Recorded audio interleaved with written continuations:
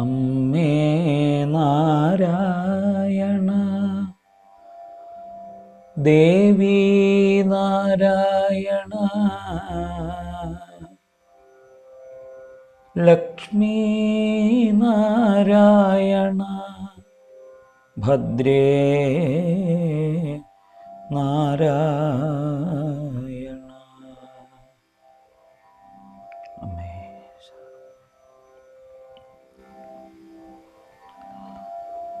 എല്ലാ പ്രിയപ്പെട്ട ശ്രോതാക്കൾക്കും ലളിതാ സഹസ്രനാമ പഠനത്തിൻ്റെ അടുത്ത അധ്യായത്തിലേക്ക് വളരെ സന്തോഷത്തോടുകൂടി സ്വാഗതം. ഇന്ന് കുറച്ച്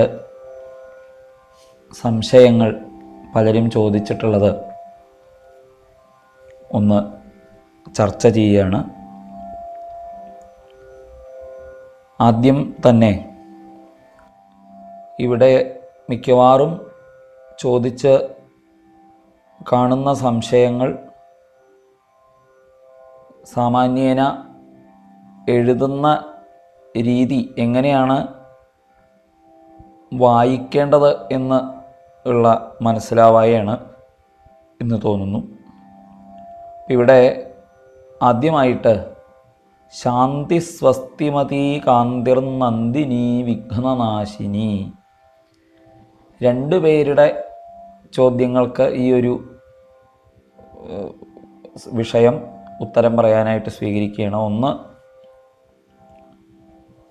ശാന്തി എന്ന് വിസർഗമുള്ള വാക്ക് സ്വസ്തിമതി കഴിഞ്ഞ് കാന്തി എന്ന് വിസർഗമുള്ള വാക്ക്, അത് കഴിഞ്ഞ് നന്ദിനി. അപ്പം എന്തുകൊണ്ടാണ് ശാന്തി സ്വസ്തിമതി കാന്തിർനന്ദിനി എന്ന് ചൊല്ലുന്നത്? കാന്തി എന്ന് വിസർഗം കഴിഞ്ഞ് നന്ദിനി എന്ന് തുടങ്ങുന്നതിന് മുമ്പേ എന്ന് രേഖം ഉച്ചരിച്ചുവല്ലോ. എന്തുകൊണ്ടാണ് ശാന്തി എന്ന് കഴിഞ്ഞ് സ്വസ്തിമതിക്ക് മുമ്പ് രേഖം അഥവാ എന്ന അക്ഷരം വരാഞ്ഞത്? ശാന്തിർ സ്വസ്തിമതി എന്നാവാഞ്ഞത് എന്താണ് എന്നാണ് ഒരാളുടെ സംശയം. രണ്ടുപേരെ ഈ കാര്യം ചോദിച്ചിട്ടുണ്ട് ശരിക്ക്. അപ്പോൾ ഇവിടെ സംസ്കൃത ഭാഷയുടെ എഴുത്ത് നിയമം അനുസരിച്ച് ശാന്തി എന്ന് കഴിഞ്ഞ് വരുന്ന അടുത്ത വാക്ക് ഏത് വാക്കായാലും, ശാന്തി എന്നാവണമെന്നില്ല, ഏത് വാക്കായാലും വിസർഗത്തിന് ശേഷം ശ, സ എന്നിങ്ങനെയുള്ള അക്ഷരങ്ങളൊക്കെയാണ് വരുന്നത് എങ്കിൽ അത് എന്ന അഥവാ രേഖം ചേരാതെയാണ് വരിക.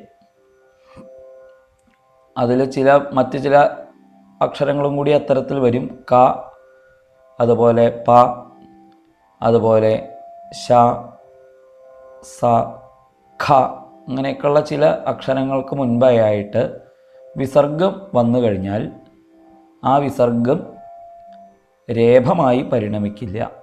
അതായത് എന്ന് അതിൽ ചേരില്ല, മറ്റത് എന്ന് ചേരും. അപ്പോൾ ഇവിടെ ശാന്തി എന്ന് കഴിഞ്ഞ് ശാന്തിയുടെ വിസർഗം കഴിഞ്ഞ് സ എന്ന അക്ഷരത്തിൽ തുടങ്ങുന്ന വാക്കാണ് സ്വസ്തിമതി. കാന്തി എന്ന വിസർഗം കഴിഞ്ഞ് നന്ദിനി എന്നാണ്. അത് സ എന്നോ ശ എന്നോ ക എന്നോ പ എന്നോ ഉള്ള അക്ഷരങ്ങളെ കൊണ്ട് തുടങ്ങുന്ന ഒരു വാക്കല്ല. അപ്പോൾ അവിടെ രേഖം അഥവാ എന്ന അക്ഷരം വരും. സാമാന്യേന ഇങ്ങനെ മനസ്സിലാക്കുക. അപ്പോൾ ഇത് ശാന്തി സ്വസ്തിമതി കാന്തിർനന്ദിനി വിഘ്നനാശിനി എന്ന് ഒന്നിച്ചു ചൊല്ലണോ എന്നാണ് അടുത്ത ഒരു സംശയം ഒരാൾ ചോദിച്ചിരിക്കുന്നത്. ഇത് നാമങ്ങൾ ശാന്തി, സ്വസ്തിമതി, കാന്തി, നന്ദിനി, വിഘ്നനാശിനി ഇത് ഒന്നിച്ചു ചൊല്ലാനുള്ള സൗകര്യത്തിനാണ് ഈ എന്നുള്ള അക്ഷരമൊക്കെ ഇടയിൽ ചേർക്കുന്നത് തന്നെ വ്യാകരണപ്രകാരം. അപ്പോൾ നമുക്ക് കുറേ വാക്കുകൾ ഒരുമിച്ച് ചൊല്ലാനുള്ള സൗകര്യത്തിനാണ് അത് ശ്ലോകമാക്കുന്നത്. അപ്പോൾ ഇവിടെ അത് വ്യത്യസ്തങ്ങളായ നാമങ്ങളാണെങ്കിലും ചൊല്ലുമ്പോൾ ഒന്നിച്ച് തന്നെയാണ് ചൊല്ലുക. ഇനി അഥവാ ഇടയിലൊന്നും മുറിഞ്ഞു ഒരു നാമം കഴിഞ്ഞിട്ട് എന്നുള്ളതുകൊണ്ട് ശാന്തി എന്നൊന്ന് നിർത്തി സ്വസ്തിമതി കാന്തിർനന്ദിനി വിഘ്നനാശിനി, ഇല്ലെങ്കിൽ ശാന്തി സ്വസ്തിമതി കാന്തിർനന്ദിനി വിഘ്നനാശിനി എന്ന് ചൊല്ലി എന്നതുകൊണ്ട് വലിയ അബദ്ധമൊന്നുമില്ല. നമുക്ക് ചൊല്ലാനും അത് ആസ്വദിച്ച് ചൊല്ലാനും അതുപോലെ ഭക്തിപൂർവം ചൊല്ലാനും കഴിയുന്നത് എങ്ങനെയാണോ ആ രീതിയിൽ നിങ്ങൾക്കിപ്പോൾ ഇടയിലൊന്ന് ശ്വാസം മുട്ടി, അപ്പോൾ ശാന്തി സ്വസ്തിമതി കാന്തിർനന്ദി അങ്ങനെ ഇങ്ങോട്ട് ശ്വാസം മുട്ടിയിട്ട് ചൊല്ലാൻ നിൽക്കൊന്നും വേണ്ട. അപ്പോൾ നന്ദിനി കഴിഞ്ഞൊന്ന് ശ്വാസം വിട്ട് വിഘ്നനാശിനി എന്ന് ചൊല്ലിയത് കൊണ്ട് തെറ്റില്ല. പക്ഷേ ഭംഗി എപ്പോഴും അതൊന്നിച്ച് അങ്ങനെ ചൊല്ലി വരുമ്പോഴാണ്. ശാന്തി സ്വസ്തിമതി കാന്തിർനന്ദിനി വിഘ്നനാശിനി എന്ന് ഒന്നിച്ച് ചൊല്ലുമ്പോൾ അതിനൊരു ഭംഗിയുണ്ട്. അപ്പോൾ ആ രീതിയിൽ ചൊല്ലുന്നതാണ് എപ്പോഴും അഭികാമ്യം. അത്രയേ ഉള്ളൂ. അതുപോലെ ഒരമ്മ ചോദിച്ചിട്ടുണ്ടായിരുന്നു, ഇപ്പോൾ എന്താ പറയേണ്ടത്, കുറേ ഇപ്പോൾ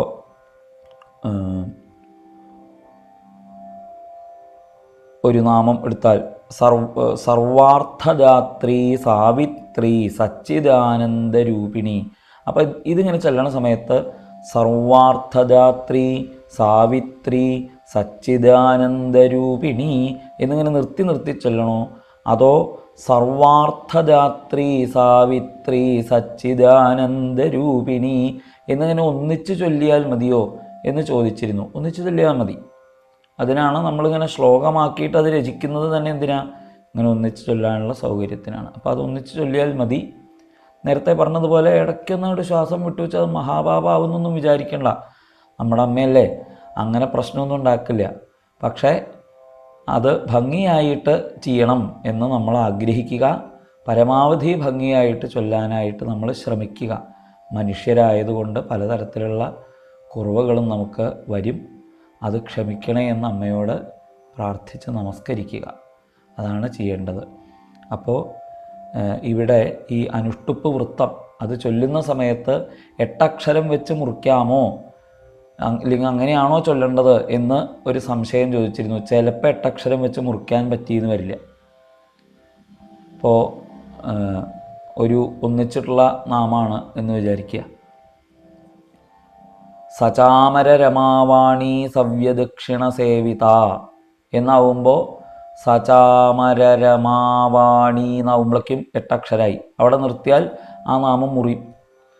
അപ്പോൾ 16 അക്ഷരം സചാമര രമാവാണി സവ്യദക്ഷിണ സേവിത എന്ന് 16 അക്ഷരവും കഴിഞ്ഞ് നിർത്തുന്നതാണ് അതിൻ്റെ ഭംഗി. 8 അക്ഷരം മുറിച്ചാൽ ചിലപ്പോൾ 8 അക്ഷരം കൊണ്ട് 2 നാമം കഴിയുന്ന ശ്ലോകങ്ങളുണ്ടാവും. അപ്പോൾ അങ്ങനെയാണെങ്കിൽ മുറിക്കണമെന്നുകൊണ്ട് വിരോധമില്ല. പക്ഷെ അത് മുറിയാതെ ചൊല്ലിയാൽ അതിനൊന്നുകൂടി ഒരു ഭംഗിയുണ്ട്, ഒരു ഒഴുക്കുണ്ട്. അപ്പോൾ 16 അക്ഷരം ഒന്നിച്ച് ചൊല്ലാൻ സാധിക്കുമെങ്കിൽ അങ്ങനെ തന്നെ ചൊല്ലുക. പിന്നെ അടുത്തൊരു സംശയം, മദപാടല ഗണ്ഡ് ഭൂ എന്നാണോ ഗണ്ഡ് ഭ്രൂ എന്നാണോ സംശയം. മദപാടല ഗണ്ഡ് ഭ്രൂ എന്ന് വരാൻ ഒരിക്കലും വഴിയില്ല. അത് ആ എഴുതിയ പഴയ ലിപിയിൽ എഴുതുന്നത് വായിക്കുന്നതിൻ്റെ ഒരു പ്രശ്നമാണ്. അത് ഗണ്ഡഭൂ മദപാടല ഗണ്ഡഭുവേ നമ എന്നാണ് അവിടെ. അപ്പോൾ മദപാടല ഗണ്ഡഭൂ എന്നാണ് നാമം. ഭൂന്ന് കഴിഞ്ഞ് വിസർഗമുണ്ട്. മദപാടല ഗണ്ഡഭൂ എന്ന് ചൊല്ലുക. പിന്നെ ഒരു സംശയം ചോദിച്ചിരിക്കുന്നത്, ഈ ചില അക്ഷരങ്ങളുടെ ഇടയിൽ ഒരു ചെരിച്ചൊരു വര ഇട്ടിരിക്കുന്നത് കാണാറുണ്ടല്ലോ. ഇംഗ്ലീഷ് അക്ഷരങ്ങളുടെ കൂട്ടത്തിൽ എഫ് എന്ന് എഴുതുന്നത് പോലെ കാണപ്പെടുന്ന ആ ചിഹ്നത്തിന് പ്രശ്ലേഷം എന്നാണ് പറയുക. അതായത് പ്രശ്ലേഷം കണ്ടാൽ അവിടെ അകാരമുണ്ട് എന്നാണ് അർത്ഥം. അപ്പോൾ ആ അകാരം ഉള്ള സ്ഥലത്ത് അകാരമുണ്ട് എന്നറിഞ്ഞുകൊണ്ട് വായിക്കണം. അത്രയേ ഉള്ളൂ. അപ്പോൾ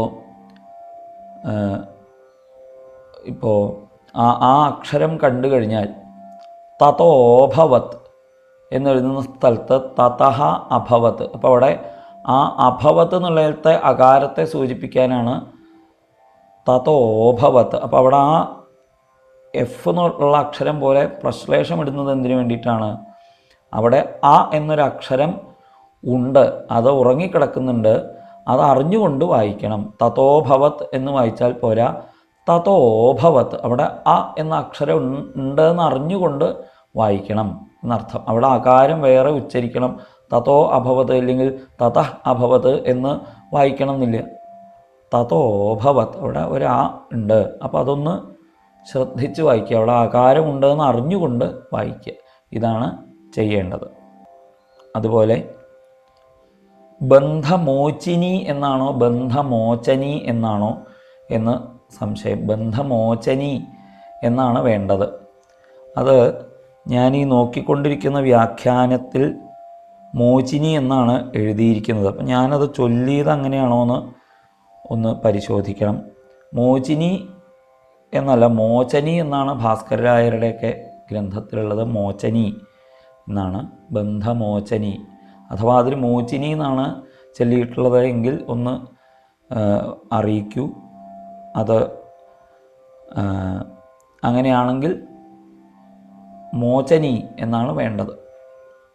ബന്ധമോചനി ബന്ധുരാളക അഥവാ ബർബരാളക, രണ്ടായാലും വിരോധമില്ല. ബന്ധുരാളക എന്നാണ് ഭാസ്കരരായരുടെ ഗ്രന്ഥത്തിലൊക്കെ. അതുപോലെ പായസാന്നപ്രിയാത്വക്സ്ഥ പശുലോകാഭയങ്കരി എന്നാണോ പശുലോകഭയങ്കരി എന്നാണോ എന്ന് സംശയം ചോദിച്ചിരിക്കുന്നു. അപ്പം അവിടെ പശുലോക ആഭയങ്കരി എന്ന് ആണെന്ന് ആരോ പറഞ്ഞു എന്നാണ് സംശയം ചോദിച്ച ആൾ പറഞ്ഞത്.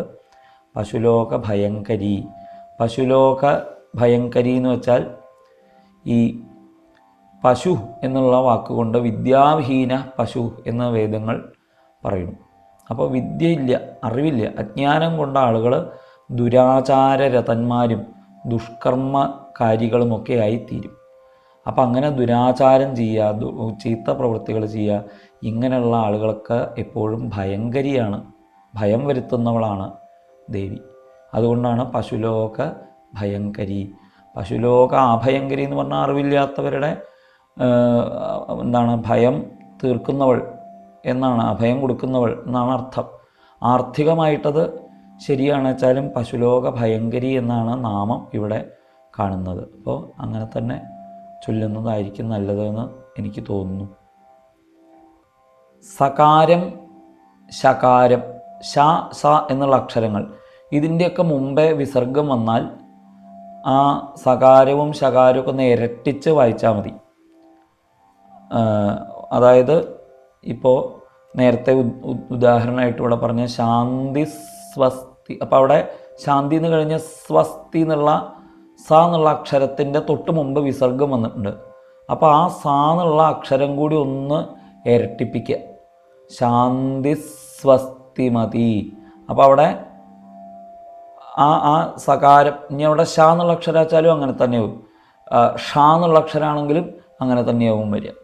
പക്ഷേ വിസർഗത്തിന് ശേഷം ക എന്നാണ് അക്ഷരം, അല്ലെങ്കിൽ പ എന്നുള്ള അക്ഷരത്തിൽ തുടങ്ങുന്ന ഒരു വാക്കാണ് അവിടെ. അപ്പോൾ രാജ്യലക്ഷ്മീഹി എന്ന് വിസർഗമുള്ള വാക്ക്, അത് കഴിഞ്ഞ് കോശനാഥ. അപ്പോൾ അവിടെ രാജ്യലക്ഷ്മീഹി എന്ന് വിസർഗമുള്ള വാക്ക് കഴിഞ്ഞ് കോശനാഥ എന്ന ക എന്ന അക്ഷരത്തോടു കൂടി ആരംഭിക്കുന്ന ഒരു വാക്കാണ്. അപ്പോൾ അവിടെ വിസർഗം രാജ്യലക്ഷ്മീ എന്ന് നിർത്തി കോശനാഥ. കാരണം അവിടെ വേറെ ഒരു ഓപ്ഷനും ഇല്ല. അതായത് രാജ്യലക്ഷ്മീർ കോശനാഥ എന്നോ അല്ലെങ്കിൽ അങ്ങനെ എന്തെങ്കിലും ഒരു കൂട്ടി യോജിക്കുന്ന ഒന്നും അവിടെ ഇടയിൽ വരാൻ നിയമപ്രകാരം സാധ്യമല്ല. അപ്പോൾ അതുകൊണ്ട് അങ്ങനെയുള്ള ക, പ എന്നൊക്കെയുള്ള അക്ഷരങ്ങൾക്ക് മുമ്പായിട്ട് വിസർഗം കണ്ടാൽ ആ വിസർഗം വിട്ട് ഉച്ചരിക്കണം. അതായത് രാജ്യലക്ഷ്മീ കോശ അല്ലെങ്കിൽ രാജ്യലക്ഷ്മീ കോശനാഥ എന്ന് അത് വിട്ട് ഉച്ചരിക്കണം. സ, ശ, ഷ എന്നുള്ള അക്ഷരങ്ങൾക്ക് അത് ബാധകമല്ല. അതുപോലെ ഇവിടെ പിന്നൊരു സംശയം ചോദിച്ചിരിക്കുന്നത് സംയുത, സംയുത എന്ന് എഴുതിയിരിക്കുന്നത് സംയുത എന്നാണോ സംയുത എന്നാണോ വായിക്കേണ്ടത് എന്നാണ്. അവിടെ കുറച്ചൊരു നമ്മുടെ നാസിക പ്രയോഗിച്ചിട്ടാണ് അത് സംയുത എന്നുള്ള രീതിയിൽ ഉച്ചരിക്കുന്നത്. അത് സംസ്കൃതത്തിൽ എഴുതുന്ന സമയത്ത് അത് വായിക്കുന്ന സമ്പ്രദായത്തിലുള്ളൊരു വ്യത്യാസമാണ്. സംയുത എന്നായതുകൊണ്ട് അങ്ങനെ ചൊല്ലുന്നത് കൊണ്ട് തെറ്റൊന്നുമില്ല. ഞാൻ എപ്പോഴും പറയാറുണ്ടല്ലോ, ഞാനൊരു ശീലിച്ച രീതി ഈ ആയതുകൊണ്ടാണ് ഞാൻ അങ്ങനെ ചൊല്ലുന്നത്. അതങ്ങനെ തന്നെ വേണമെന്ന് നിഷ്കർഷിക്കേണ്ട. അതായത് സംയുത എന്ന് ചൊല്ലി എന്നുള്ളത് കൊണ്ട് അതിലബദ്ധമൊന്നുമില്ല. സംയുത എന്ന് ചൊല്ലുകയാണെങ്കിൽ അത് നല്ലത് തന്നെയാണ്. അങ്ങനെ തന്നെ ചൊല്ലണം എന്നില്ല. സംയുത എന്നാണ് ശീലിച്ചിരിക്കുന്നത് വെച്ചാൽ അങ്ങനെ ചൊല്ലിക്കോളൂ. അപ്പോൾ അവിടെ സംയുത, അവിടെ ഒരു അനുനാസിക ശബ്ദമാണ് പുറപ്പെടേണ്ടത് ശരിക്ക്. അപ്പോൾ അത് നമുക്ക് ചിലപ്പോൾ പറ്റിയില്ല എന്നുണ്ടെങ്കിൽ മലയാളത്തിലൊക്കെ എഴുതുമ്പോൾ സം എന്ന് മുറുക്കം ഇട്ടിട്ടാണ് യുത എന്നെഴുതാറുള്ളത്. അപ്പോൾ സംയുത എന്ന് വായിക്കാം, തെറ്റൊന്നുമില്ല. സംയുത എന്നാണ് അതിൻ്റെ ഒരു നല്ല ഉച്ചാരണം എന്ന് ഞാൻ വിശ്വസിക്കുന്നു. അതുപോലെ ഭർസിത, അപ്പോൾ അവിടെ സംശയം ചോദിച്ചിരിക്കുന്നത് ഭർസിത, അവിടെ എങ്ങനെയാണത് ഉച്ചരിച്ചിരിക്കുന്നത് എന്ന് കൃത്യമായിട്ട് മനസ്സിലായില്ല എന്ന് പറഞ്ഞു. അപ്പോൾ അവിടെ ഭർസിത, ഭർസിത, ഭർസിത, ഭർസിത, ഭത്സിത എന്നാണോ എന്ന് സംശയം തോന്നിയെന്നാണ് പറഞ്ഞതെന്നാണ് എൻ്റെ ഓർമ്മ. അവിടെ ഭർസിത, ഭർസിത എന്നാണ് ഉച്ചാരണം. അതുപോലെ മാണിക്യമൗലി സ്ഫുരത്താരാനായക ശേഖരാം എന്നുള്ള ഭാഗത്ത് മാണിക്യമൗലി എന്നാണോ മൗലി എന്ന് ദീർഘണ്ടോ? മാണിക്യമൗലി സ്ഫുരത്താരാനായക എന്നാണ്. പിന്നെ ബിഭ്രതീം എന്നാണോ ബിഭ്രതീം? അവിടെ ഭ്ര എന്നും ഭൃ എന്നും എഴുതുന്നതിൽ വ്യത്യാസം പോലെ ഉച്ചാരണത്തിലും വ്യത്യാസം ഉണ്ടല്ലോ. ബിഭ്രതീം, ബിഭ്രതീന്നേ മറ്റത് വായിക്കുള്ളൂ, റ് എന്നേ ഉള്ളൂ വെച്ചാൽ. ഇവിടെ റ എന്നുണ്ട്. ഇപ്പം ബിഭ്രതീം എന്നാണ്.